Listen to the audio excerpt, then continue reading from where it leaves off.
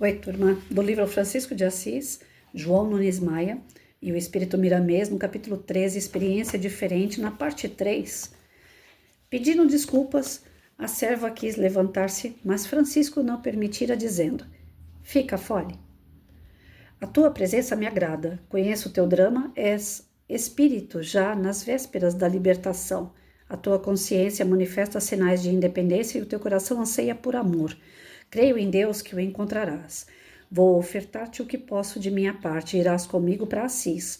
Minha mãe e Jarla, duas santas, a receberão com muito amor no coração e tenho certeza, pela afinidade do teu saber e do teu coração, serás feliz. Quanto a mim, serei o irmão que sempre lutará em teu favor. O teu destino coloca-te em posição difícil e, pelo que sinto e vejo nos teus caminhos, o teu mundo interno nunca perderá o clima de verdadeira paz, que é a paz da consciência. A serva, na flor dos seus 16 anos, chorava de alegria com as palavras do jovem patrão. Ele era a sua salvação. Tinha certeza que se ficasse ali mais uma noite sem sua proteção estaria eliminada moral e fisicamente. Captava pela sua sensibilidade as intenções de Benevenuto, que, deitado num paiol de milho, pensava nela com luxúria. Protegê-la-ia de todas as maneiras, mas se ela cedesse aos seus instintos, caso contrário, era capaz de retalhá-la e consumi-la em poucas horas, pois já carregava na consciência coisas piores. Fole olhou para Francisco com ternura e, como silenciosa resposta de gratidão, deixou cair as lágrimas que deslizavam em profusão no seu rosto. O jovem emocionou-se e chorou junto. Nessa permuta de sentimentos fraternos, percebeu Francisco a presença de uma terceira pessoa que parecia chorar também. Era a mãe da serva, que, acompanhando os fatos desde o princípio, agradecia comovida a salvação de sua filha. Os feitores estavam inquietos pelo horário e o serviço atrasado, já havia muitas horas de descanso. Mas como falar isso ao filho do patrão? Seria uma falta de respeito. Ele estava ali na qualidade de senhor, às vezes que vinha vindo na lavoura com seu pai desde pequeno. Tivera plena autoridade para mandar e desmandar, e Pedro Bernardone sorria ao ver o filho ativo e inteligente correndo como um gamo por entre as árvores. Francisco passou para o pátio com Fole e começou a conversar com os servos, dando-lhes plena liberdade de perguntar o que quisessem. E eles, assentados no chão, sorriam de contentamento com as ideias modificadas sobre os motivos da visita do jovem patrão às terras de Apolo. Conversou com mais de uma centena de escravos, ouvindo cada um em particular, sabendo de suas histórias, de seus desencantos e de suas esperanças. Aquele dia findara sem que voltassem ao trabalho. A lua brilhava com a intensidade e as estrelas presenciavam aquela cena de luz na luz de Deus. Alguns dos servos cantavam para Francisco, na euforia de sua presença, sem que pudessem lembrar que o outro dia poderia ser inverno para eles. Improvisaram como que um teatro ao ar livre, feito de corações para um coração que já os amava. Como irmãos, filhos do mesmo Pai, Deus, festejavam as bodas de esperança dos homens em cativeiro. Houve até distribuição de vinho e os homens respiravam, pelo menos naquela hora, os ares da liberdade. Somente entre os capatazes reinava o constrangimento. E Francisco lhes falou na presença de todos: não maltratem esses homens, pois são como nós outros filhos de Deus. Exijam deles somente o trabalho, que é dever de cada criatura. Oferte-lhes regalias compatíveis com o labor de cada dia. Quando doentes, façam-nos descansar e cuidem de tratá-los com humanidade. Sejam amigos deles, procurando compreender que a vida pertence a todos. Não sei se voltarei aqui, mas levarei saudades e o coração haverá de contar-me o que se passa nessas terras, e de onde estiver pedirei a Deus por todos vocês. Benevenuto. Sim, senhor, as ordens. Vou levar essa serva Fole para morar lá em casa. Minha mãe precisa dela, pois Jarla já se encontra avançada nos anos e não pode mais atender às necessidades de limpeza dos aposentos da família, nem mesmo do atendimento pessoal. Sim, senhor, mas falou humildemente o capataz, não acho melhor que ela vá mais no fim de semana? A carruagem é de luxo e a serva, além disso, suas roupas precisam ser lavadas para chegar na casa do patrão como gente. Eu mesmo poderei levá-la. O moço olhou firmemente nos olhos do capataz, perpassou os olhos mansos dos servos e notou que quase todos se sentiram felizes com a ideia de levar Fole para Assis, e deliberou: não, Benevenuto, ela vai junto a mim, quero mostrar as belezas a essa criança que ainda não viveu as belezas de Deus na terra, pois ela tem olhos para ver e sentimentos para sentir a grandeza da vida, sentir a lua, as estrelas e o perfume das campinas, das árvores que exalam a noite, ofertando aos viajantes o que tem de mais sublime. Benevenuto abaixou a cabeça, trancou a cara e de mau humor deslizou novamente para o paiol, sem dar uma palavra. E como seus pensamentos eram de difícil formação, do lugar que ele estava até a casa de milho só deu tempo para formar uma ideia. O patrãozinho destruiu minha alegria dessa noite. Francisco tinha ouvido muitas histórias horripilantes dos servos, despediu-se abraçando-o amavelmente. Muitos choravam sua partida com Fole, mesmo alguns que a perseguiam. Abel, que já estava com os cavalos descansados e tratados, aguardava o Senhor. Francisco saltou ao fiacre, cujos metais brilhavam, e convidou Fole a tomar assento ao seu lado. Os chicotes estalaram nos ares e os três partiram, em direção a Assis. O pai de Francisco já mostrava nervosismo pela ausência do filho. A mãe Jarla compraram o ambiente de apreensão ofertado por Pedro Bernardoni e todos se inquietaram. Maria Picalini e Jarla começaram a passear nos jardins da mansão e se acomodaram em confortável banco que a luz clareava. Ela falou para a ex-criada: Jarla, minha filha, o que será do nosso filho? Ele, nesses últimos meses, parece desligado do mundo. É muito amável e educado com todos nós, no entanto, a sua atenção busca outra coisa. Pisa na terra, porém, a cabeça se encontra em outras regiões. E o tempo passava, com as duas mulheres conversando sobre o destino de Francisco. Nisto, deu entrada a carruagem no pátio florido da mansão. A mãe e Jarla correram para recebê-la e se espantaram ao verem outra passageira, que era estranha para elas. Sorrindo ele pegou a serva pelo braço e comentou com doçura, beijando a genitora com saudades: Mamãe, essa é Fole, e vai ser tua companheira. Eis a tua filha, Jarla. E suas mãos correram demoradamente pelos cabelos brancos da velha. Nenhuma das mulheres conhecia a cativa, pois havia muito que não iam às terras de Apolo, desconhecendo assim a sua procedência. Benevenuto não dera conhecimento de sua existência, dado o seu interesse por ela, facilitando assim suas indignas intenções. Fole era um espírito bastante elevado, daí a existência de companhias espirituais, protegendo-a de modo singular. Por pertencer a outra faixa de vida e por seu merecimento, pôde ficar imune ao assédio brutal do capataz. Maria Picalini suspendeu suas mãos delicadas e entre elas colocou o rosto bem estruturado da jovem, dizendo com carinho: Fole, sinto que meu filho não errou.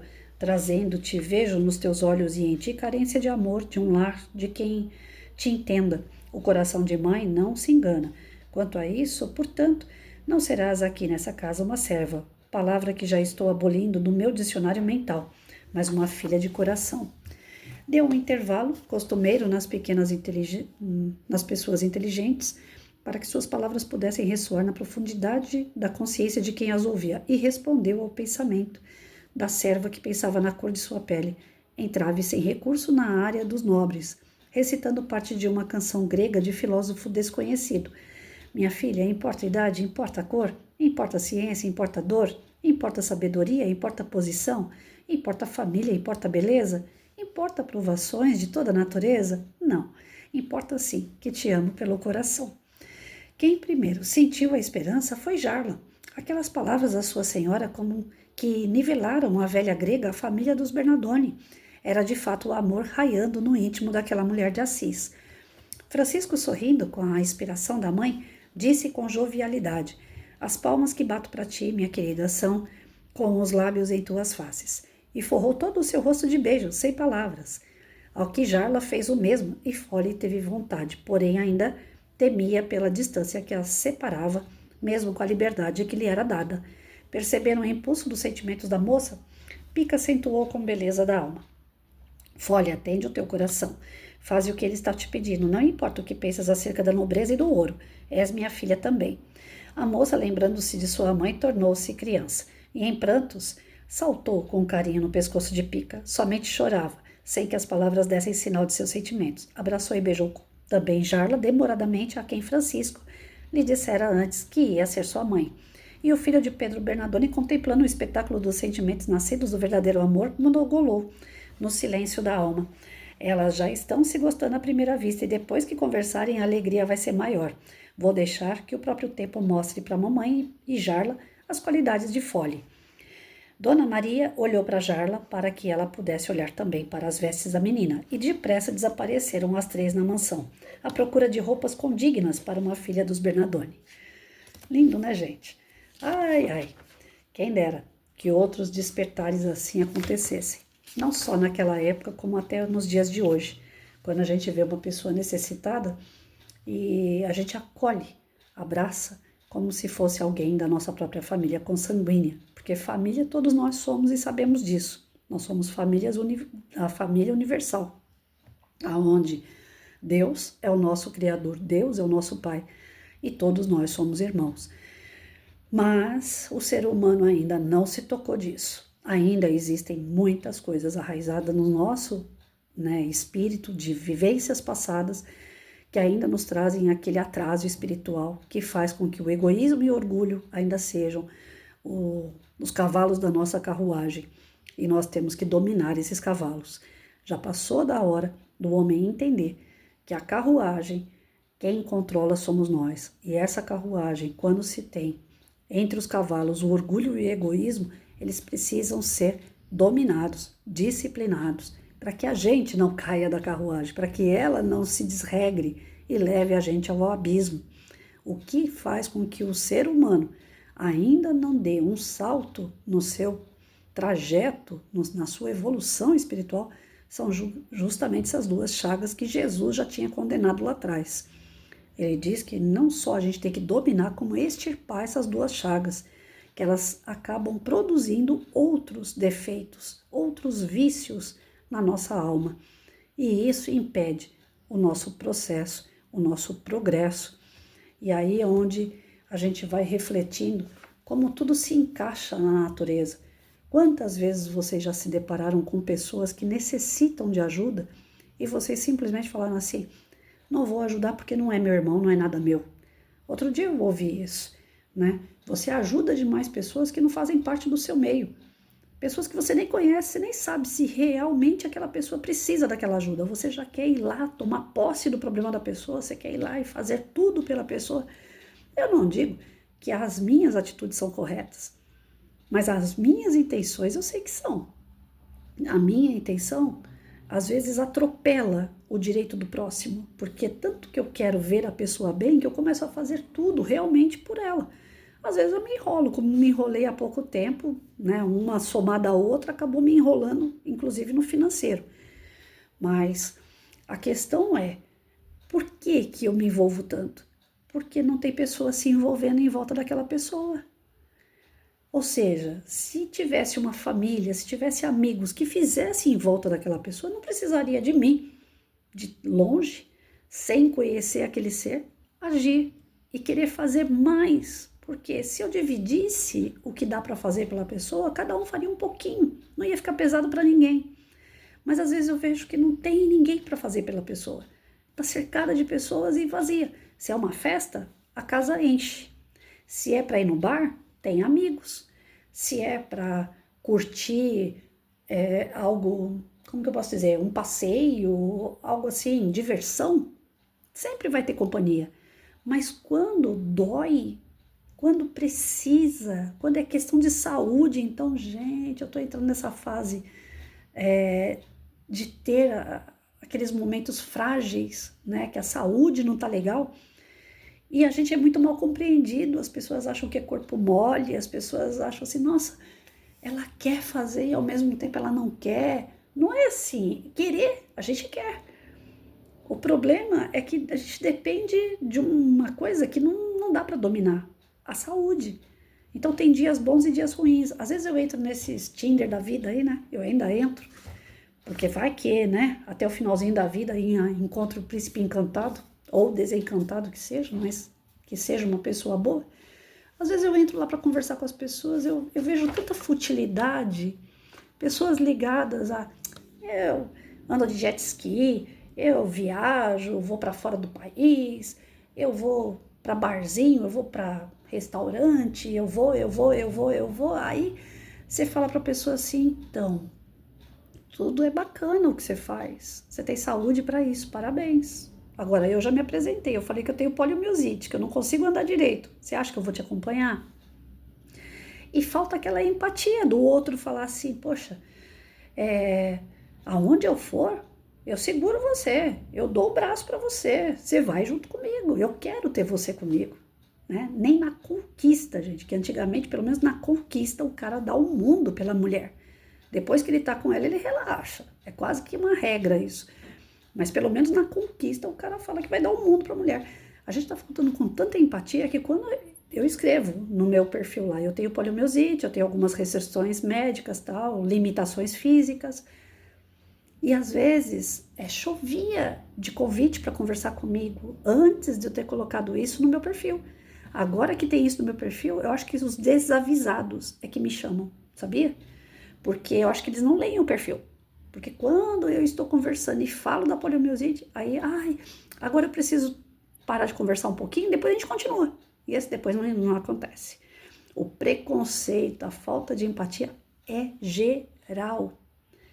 E é nisso que eu me apego cada vez mais, porque eu falo, poxa, eu não sou uma doente, eu não sou uma deficiente incapaz, vamos dizer assim.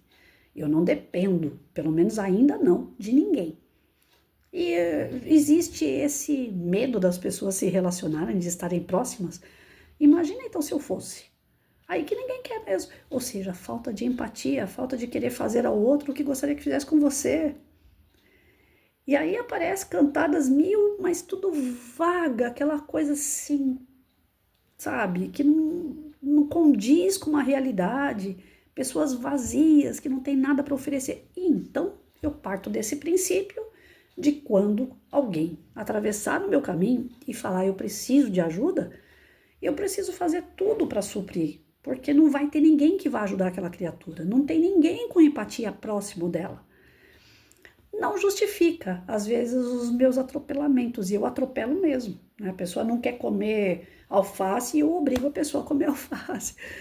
Eu sou meia extremista para as coisas, porque eu sei que vai dar resultado, então eu quero fazer. E aí, quando eu não vejo a pessoa no mesmo passo que eu, querendo fazer para melhorar, né? A pessoa é mais lenta, mais devagar. Aí eu fico assim, falo, poxa, o que adianta eu querer ajudar tanto se a pessoa não quer ajuda? E na verdade, cada um desperta da sua maneira, do seu tempo, da sua forma, não é do meu jeito. E eu tô aprendendo a duras penas que eu tenho que ajudar conforme o outro quer ajuda, conforme o outro amadureceu para receber ajuda. Eu não consigo ir pelo princípio que algumas pessoas têm. Não, tem muita ingratidão, eu não vou ajudar mais ninguém, porque depois no final das contas a pessoa ainda fala pra você, eu não te pedi nada. Eu tô nem aí se a pessoa vai falar bobagem pra mim depois. O que importa é que eu fiz. O que importa é que o que o meu coração transbordava, eu fui lá e dei conta. Só que eu tenho que aprender a ter os limites também. Vocês veem que aqui o Francisco ele tá passando pra gente que não é aquele jeito explosivo. Ele já queria chegar ali e acabar com a escravidão. Por ele faria isso. Seria uma Patrícia da vida. Chegaria ali e falar, gente, abre esse portão, vai, todo mundo vaza daqui. Só que aí, a família dele ia viver do quê? A família dele que se vire, vai lá e planta uma couve e come. Poderia ser uma boa solução. E talvez até a melhor, no meu ponto de vista, porque eu sou pequena. Mas e as pessoas que vivem daquele suplemento? E aquelas pessoas que vivem daqueles alimentos? Não ia ser prejudicar só a família Bernardoni, seria prejudicar muita gente que depende do trabalho dos Bernardoni. Então, a nossa evolução, ela não é assim, dando saltos, como a Patrícia gostaria que fosse, ou o Francisco gostaria que fosse. Tem que ser gradual, tem que ser lento, tem que ser equilibrado. E esse ponto de equilíbrio, para a gente que é mais atrasado, é mais difícil. Para o Francisco, bastou a mãe dele, a Jarla, conversar, ele ficou refletindo, ele ficou buscando, através da espiritualidade, esse amparo, até que sentou as ideias e ele começou a tomar as atitudes mais ou menos ali, devagarinho, né? Indo pelas bordas. Mas pra gente, por mais que a gente sintonize com um plano maior, é difícil. Eles vêm e puxam a orelha. Eu recebo cada puxada de orelha. Se vocês soubessem. Patrícia, você não devia ter feito isso. Patrícia, menos. Aí como que eles conseguem me controlar? já que eu sou mais endurecida para ser controlada, eu sou um cavalo selvagem, né? Aí eles me atacam na doença. Aí vão falar assim, nossa, mas que maldade da espiritualidade. Em vez de dar saúde para ela, tira a saúde dela. É que se der saúde, eu abraço tudo e todos. E eles sabem disso. E aí eu vou atropelar, porque vai ser do meu jeito. E o meu jeito tá ligado ao quê? Orgulho. Mas não é aquele orgulho do tipo, eu faço tudo, mas é aquele orgulho do tipo assim, é do meu jeito e acabou. Eu é que mando, é eu que quero. Eu. É aquela carruagem que eu ainda não aprendi a controlar. É aquela carruagem que eu ainda estou tentando dominar a disciplina dela. Porque enquanto eu não dominar o meu orgulho, o meu egoísmo, meu, né? Enquanto eu não controlar o meu, eu. Enquanto eu não controlar isso, eu não consigo ajudar de verdade. Talvez eu esteja até atrapalhando. Porque pessoas que precisam sofrer, eu não quero que sofra. Pessoas que precisam ter experiências, talvez ruins, eu não deixo. Então, eu fico atrapalhando ao invés de ajudar. Só que eu não enxergo por esse ângulo, eu tento enxergar. Mas quando dói em mim a dor do outro, eu quero tirar. Aí eles fazem o quê? Senta, vai pensar o que você está fazendo. E é o que está acontecendo comigo nos últimos meses. Voltei a sentar. Ontem quase que eu caí no quintal. Só de levar o lixo lá fora, na calçada. Minha calçada eu tô pagando para minha vizinha lavar para mim, porque eu já levei alguns escorregões lá, quase que eu caí. O meu quintal eu já não lavo já tem meses, eu só passo um pano. E eu tenho cachorro, eu tenho o Mike.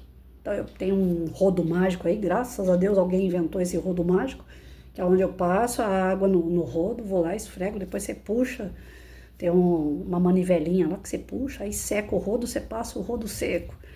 Então, quem inventou aquilo, eu preciso dar um beijo na testa, porque foi a melhor invenção que fizeram, foi aquele rodo mágico.